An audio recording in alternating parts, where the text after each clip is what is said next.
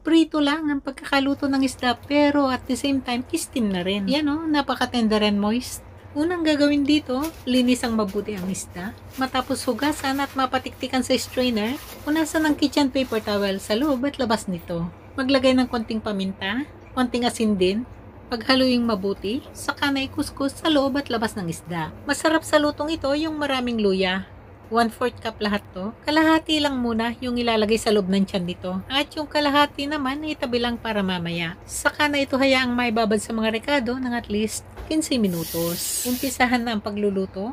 Pagka ganito na stainless steel ang gamit sa pagluluto, kung gusto na hindi ito manikit, painitin ng lutuan, wisikan ng tubig. Kailangan makita na bilog-bilog na ang itsura ng tubig. Yung ganyan na yung itsura ng tubig. Parang mercury balls. Ibig sabihin nito, ready na yung lutuan. Punasang mabuti ang tubig.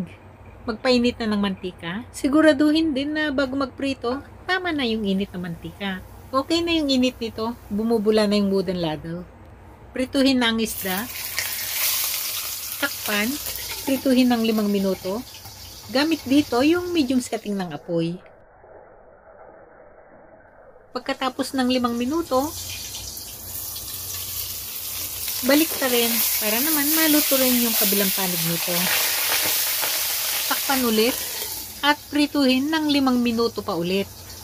Yung ganito pala na proseso ng pagluluto na nakatakip habang nagpiprito. Habang napriprito nga yung isda, kalin sabay nito, nai-steam din yung isda. Kaya naman, tender and moist talaga ang pagkakaluto nito. Habang na-enjoy pa yung ibang parte nito na talaga naman, malutong-lutong pa rin. Hanguin, saka na itabi. Gawin na ang sauce. Initin na yung pinagamitang mantika. Ilagay na rin yung natirang luya. Gamit dito yung low setting lang ng apoy. Manghang na sili, asukal, at liquid seasoning. Halu-haluin hanggang sa mapaghalo ng mabuti lahat ng rekado. Nasa mga kalahating minuto lang siguro na paghahalo. Ilagay ng spring onion. Patuloy lang ang pagigisa hanggang sa maamoy na ang bango ng spring onion. Yan o, mabango na. Isara na ang apoy. Kung maamoy nyo lang, naku, ang sarap ng amoy, nakakagutom. Ibalik na ang isda sa lutuan. Balibalik ka rin ito sa sauce hanggang sa mabalot na nga ng sauce ang kabuuan ng isda. Masarap talaga yung ganitong pagkakaluto ng isda. Dito nga sa bahay, madalas itong mai-request. Madali lang gawin, masarap pa. Naku, try nyo man. Hindi kami mapapahiya mag-recommenda nito sa inyo.